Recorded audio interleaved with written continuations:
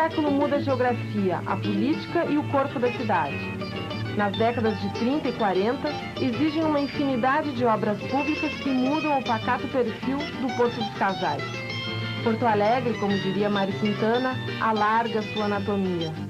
Os antigos arrabaldes se expandem e rumam em direção norte e sul, mas é o centro que sintetiza a face adulta da cidade. Na década de 30, o comércio se intensifica. O porto é o local de entrada dos produtos e viajantes. Junto com a estrada de ferro, formam o veio principal dos transportes. O mercado público é um centro nervoso e vivo da cidade.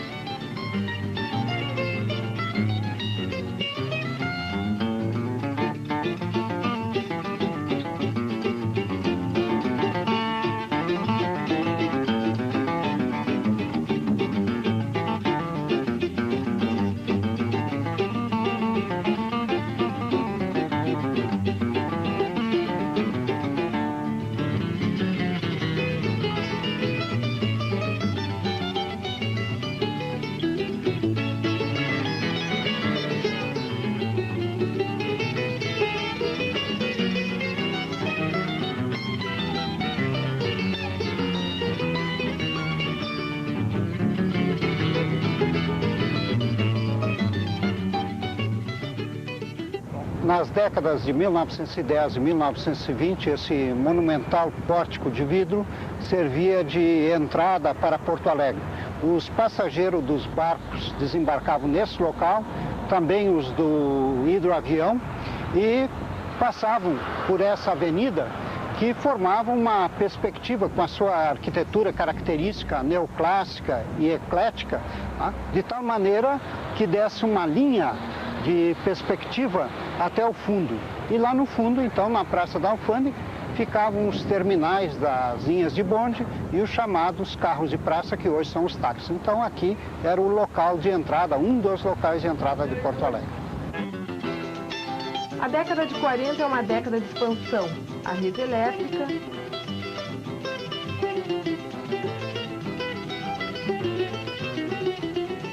o abastecimento de água, o transporte,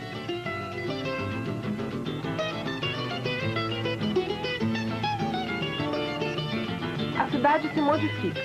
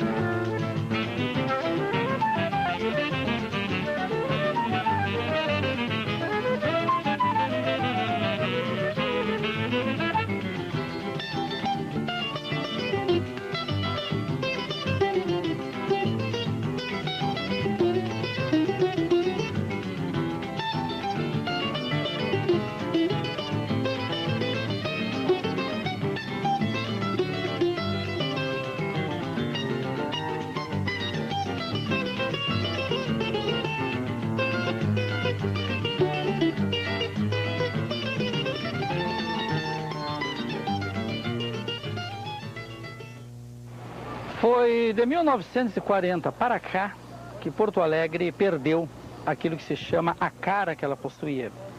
E à medida que ela foi virando metrópole, significa que ela passou a ter várias caras, porque Porto Alegre passou a implicar várias tribos, ou seja, agrupamentos individuais de pessoas numa cidade que foi ficando grande, anônima, industrial e, como acontece com toda a metrópole, sem um perfil próprio, internacionalizada e heterogênea. Enfim, foi perdendo aquele, será que eu posso dizer, saudável caráter provinciano. Por que eu estou falando isso a vocês? Porque até 1940 ainda era relativa a expansão industrial da cidade, mas de 40 para cá se processam dois fenômenos. Primeiro, a industrialização acelerada e, o que é importante, uma industrialização variada. E em segundo lugar, e também fundamental, é de 1940 para cá que a cidade começa a estender-se cada vez mais para os bairros. Eu vou contar uma coisa para vocês. O chamado Caminho do Meio, por exemplo, que hoje corresponde àquele início da Protásio Alves, desde 1928 tinha virado o lugar onde as carretas de bois que vinham do interior ficavam. Ora, com a urbanização de toda aquela área, acabaram as carretas de boi. E mais ainda, a expansão da linha de bonde, que vai ser o meio de transporte popular mais comum até 72, também isso aí fez com que a cidade fosse avançando rumo a bairros. E o que é mais interessante, o que na época eram bairros distantes, hoje já são quase parte do centro. É só vocês pensar, por exemplo, em Cidade Baixa, em Petrópolis, em Bonfim, naquela região da Protásio Alves, que a gente chama ainda de Bela Vista, Caminho do Meio, sei lá. Toda essa região hoje em dia já é praticamente centro. E o que outrora era estar fora de Porto Alegre, hoje em dia já é bairro de Porto Alegre. Como é o caso, por exemplo, de Navegantes, Sarandi, para citar dois exemplos que me ocorrem aqui. E naquele tempo era estar fora de Porto Alegre para não falar em exterior. Então, para existir uma base, como Porto Alegre não é uma cidade que cresceu, eu sempre friso isso, ela inchou, cresceu bruscamente e com aumento populacional, que vai passar de cerca de 300 mil habitantes em 40 para 1 milhão e 100 mil na década de 80, ao longo desse período, Porto Alegre, portanto, perde a cara, vira uma cidade cosmopolita, absorve cada vez mais culturas de fora e tradições antigas são completamente esquecidas. Nos anos 60, a paisagem urbana muda. Surgem os arranha-céus de linhas funcionais.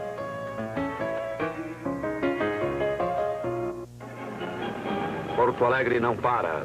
2.000 toneladas de aço fazem parte da estrutura deste edifício, futura sede do Banco Agrícola Mercantil. O empreendimento terá 103 metros de altura e 32 andares. É a segunda estrutura de aço da América do Sul. O aço empregado na construção é oriundo da Companhia Siderúrgica Nacional. A cada semana que passa, a obra vai tomando maior vulto. Sobem vigas e colunas de 3, 5 e 7 toneladas, destinadas aos pisos sucessivamente montados. Técnica e precisão, requisitos necessários para um trabalho perfeito. Cada viga tem o seu lugar.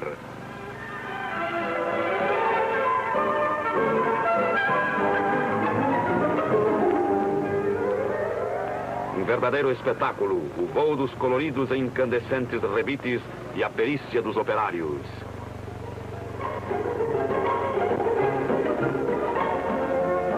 Tudo isto é empregado para os ligamentos do colosso de aço que engrandece Porto Alegre.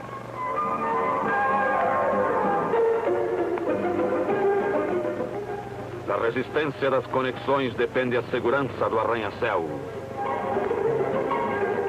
O revestimento de concreto exerce papel preponderante em todo o conjunto. Vejam como eles têm coragem. Será que não sofrem vestigens? Isto é que se chama levar a vida no arame. O que vale mesmo é a coragem, a perícia e prática. Eles não são equilibristas, mas fazem como se fossem.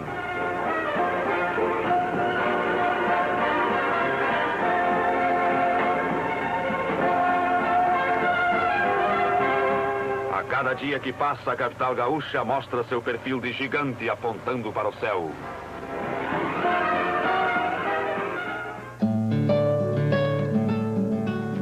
Porto Alegre, com 1,5 milhão de habitantes, não é mais uma gleba de terra. Tem história, tem rosto, tem voz.